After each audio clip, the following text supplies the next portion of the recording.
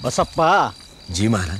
अरे घरदार सोडून तू माझ्या मागे असा रानावनात का हिंडतोस बाबा?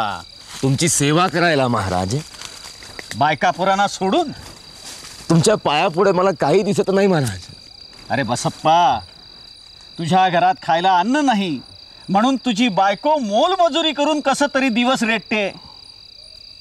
जा बाबा जा, घरी जा आणि सुखाने संसार कर। मला असं दूर नका लोटू महाराज, मला तुमच्या चरणाशी राहू द्या। ठीक आहे, मग चल माझ्या बरोबर। पण एक गोष्ट लक्षात ठेव, काहीही झालं तरी घाबरायचं नाही। चल।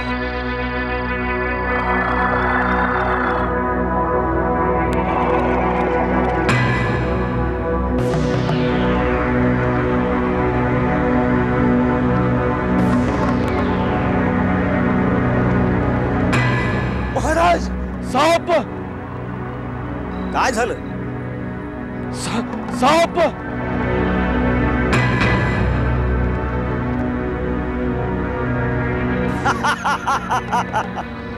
अरे मग एवढा घाबरतोस काय?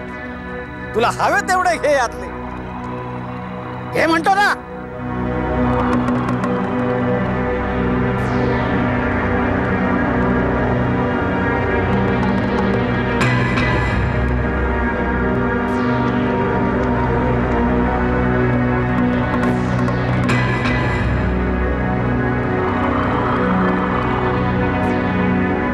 चल।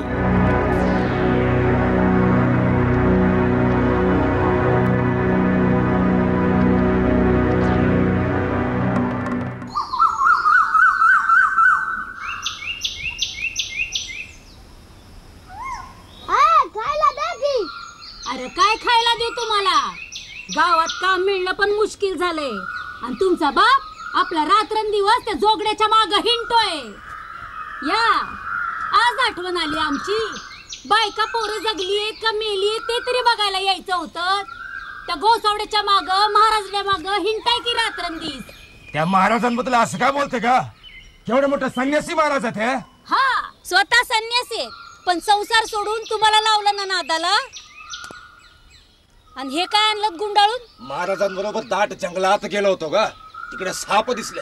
महाराजांनी त्यातला एक साप मला घ्यायला सांगितला, मी घेतलं। छान। साप? मग त्याचं इश काढा आणि पाजा आम्हाला, म्हणजे मग तुम्ही त्या गोसावड्याच्या माग धावायला मोकळं। तर तुला दाखवतो।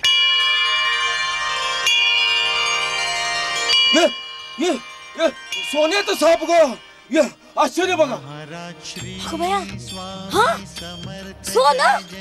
हो, तर तुम्ही तर म्हणाला होता साप आहे म्हणून। हे सापाचं सोनं कसं झालं व? तुमची लीला अगाध आहे हो, अगाध आहे। महाराज मी उगा शिव्या देत होते व तुम्हाला, नाही का व? चल आपण दोघं त्यांचं दर्शन घेऊ ग। चला चला। समर्थ जय जय स्वामी समर्थ। महाराज श्री स्वामी समर्थ जय जय। महाराज चमत्कार झाला क्यों? ये सर्पाचं सोनं झालं, सापाचं सोनं झालं महाराज। बसप्पा, अरे एवढ्या वर्षांची तुझी भक्ती फळाला आली। महाराज मी चुकले, खरंच तुम्हाला मी ओळखलं नाही। जा बाई जा, सुखाने संसार कर। महाराज मला असं दूर नका लोटू, मला तुमच्या चरणाशी राहू द्या। बसप्पा, अरे माझं चिंतन, माझं नामस्मरण म्हणजे सुद्धा भक्तीच। जा बाबा जा। या बाईने आजपर्यंत अत्यंत हालाखीत दिवस काढलेत, तिला सुखी कर।